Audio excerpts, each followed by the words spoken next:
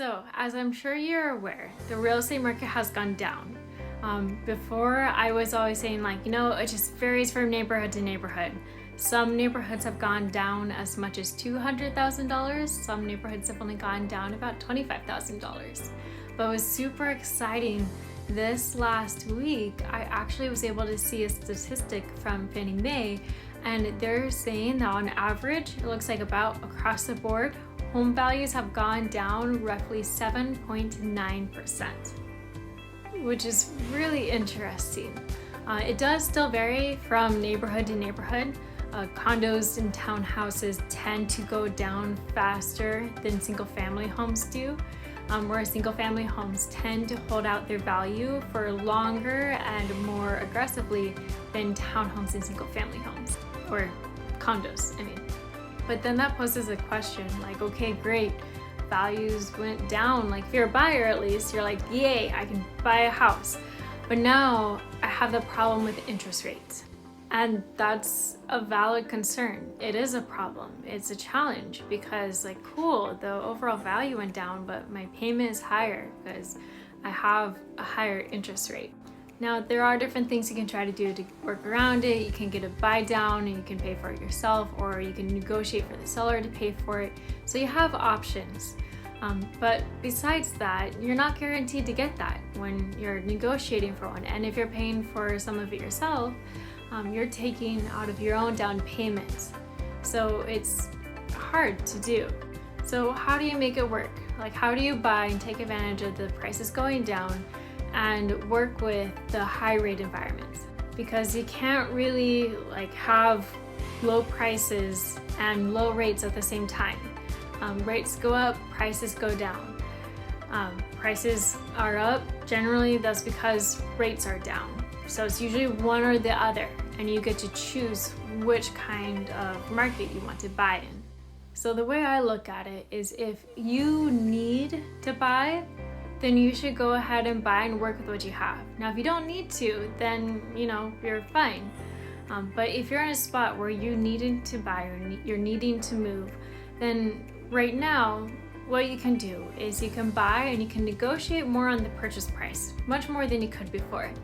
And then from there, as time goes on, what I do with my clients is I put you on my market watch. And when rates go down, then I can let you know, and then you can go ahead and refinance, and now you have a home that you purchased at a better price and you have a better interest rate. So you're able to take advantage of both scenarios. Whereas when you buy when prices are high and rates are low, cool, you got a low rate, but you had to pay more for the house. Now, of course, there is the alternative option of well, I don't have to buy. I can just rent. And you're right, you can just rent. Now, there are pros and cons with renting. Pro is you don't have to deal with home maintenance and you don't really have to worry about the real estate market. Con is that on average, homeowners have about a $222,000 higher net worth than renters. And there's various reasons for that. Over time, rents go up. You're going to be progressively paying more and more to rent the same house. Whereas when you own a house, your equity goes up and your mortgage stays the same. And if you refinance, it could actually go down. And as this plays out over time, it actually works to your advantage.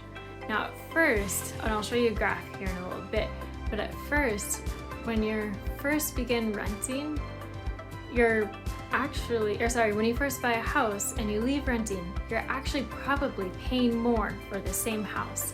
And it's like that for the first year. And the second year comes around, and then you're actually paying based on how much rents go up on average. You start to pay less for the same house. And as time goes on, it gets to be less and less and less. I'll put a graph at this at the end so you can look at it, just because it explains a little bit better than I just did.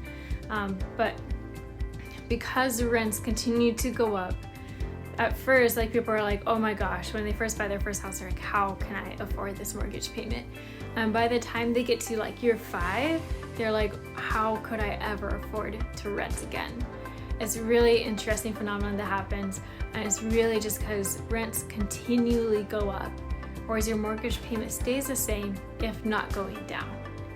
So hope this was helpful. Let me know what you think and enjoy this graph. Bye. Okay, so really quick, this is just a graph of people's general overall wealth from when they purchase a home versus when they rent a home. You're looking at their net gain, taking into account like their closing costs, cash flow, and all these different things, cost to sell, all of that. So using myself as a little icon, you can see here in year 1, you actually lose money. The first year you buy a home, you will always lose money because it costs a lot of money for your down payment, the money that you're spending in your mortgage. You would have spent less if you had been renting, but by the time you get to year 2, now you actually have a slight gain. And then in year 3, 4, 5, and so on, you progressively get to have more and more net worth compared to if you had just been renting. So then if you're looking at like, should I rent, should I buy, it's worth taking into consideration like, how long am I going to be here? Because at first it's going to be hard. It's always going to be hard at first, but over time it'll start to make more and more sense.